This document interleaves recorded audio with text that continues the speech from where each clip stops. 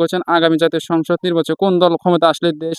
যতটুক জানি এবং যতটুক জানতে পারলাম তাতে সব জায়গাতেই জামাত ইসলামের একটা সরগম আমি দেখতে পাচ্ছি। এটা আমি তাদের যে বিজয় হবে এটা আমরা আমরা মনে করি এবং আমিও সেটা আমারও মনে এটা সব সময় এটা আমার মন থেকে আমি বুঝতে পারছি আর কি।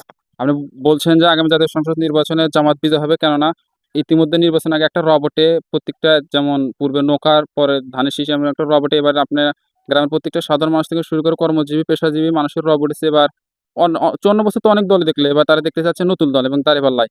আপনি কি মনে করছেন আগামী জাতীয় সংসদ নির্বাচন তারা জয় হলে এই দেশ শাসন করতে পারবে ন্যায় এবং ইনসাফ মতে? হ্যাঁ, মানুষের মধ্যে যে স্পৃহা এবং আভাস পাওয়া যাচ্ছে তাদের যে মানে পূর্বের সব কিছু তারা উপেক্ষা করে এবারে তারা জামাতকে সমর্থন দিচ্ছে। কারণ তারা সব দলকে দেখছে এবং জামাত ক্ষমতা যাবে এবং ক্ষমতা যে তারা যে দেশ পরিচালনা করতে পারবে এর দক্ষতা ক্ষমতা তাদের আছে বলে আমি মনে করি।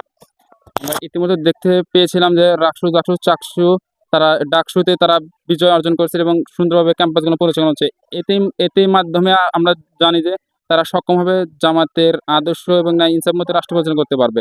শিবিরই সেই একটি তাদের অঙ্গ সংগঠন।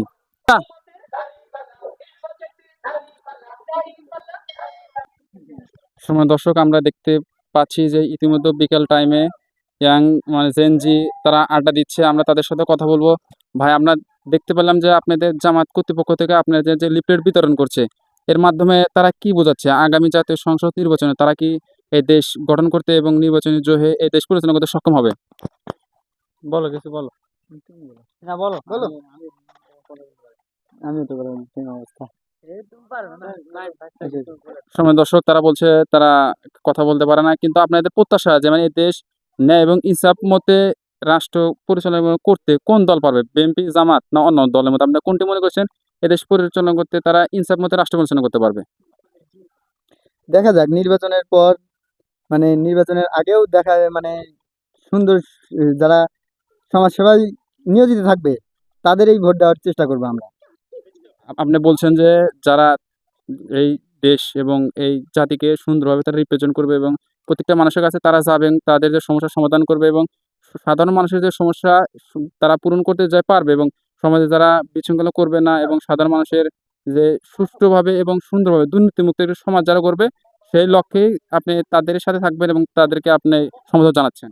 হ্যাঁ, দর্শক, আমরা দেখতে পেলাম এখানে ইয়াং জেনারেশন জেনজি তাদের প্রত্যাশা আগামী জাতীয় সংসদ নির্বাচনে সৎ এবং যোগ্য আসুক, এটাই তাদের প্রত্যাশা এবং চাওয়া। সময় দর্শক, আমরা দেখতে পাচ্ছি ইতিমধ্যে জামাতের যে গণসংযোগ ইতিমধ্যে বাংলাদেশের প্রত্যেকটা গ্রামে শুরু হয়েছে। আমরা এক ভাইয়ের সাথে কথা বলবো।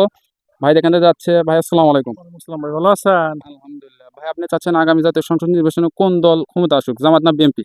যে দল ভালো কাজ করবে সে দলে আসুক। আপনি দেখতে পাচ্ছেন যে 5 আগস্টের পর দুটো দলের মধ্যে কিছু কিছু মানুষ একটা দলের প্রতি সন্তুষ্ট, আবার কিছু কিছু মানুষ একটা দলের প্রতি সন্তুষ্ট না। আপনারা কি চাচ্ছেন যে সামনে ন্যায় এবং ইনসাফ মতে একটা রাষ্ট্র পরিচালনা হোক এবং সেই শাসক আসুক?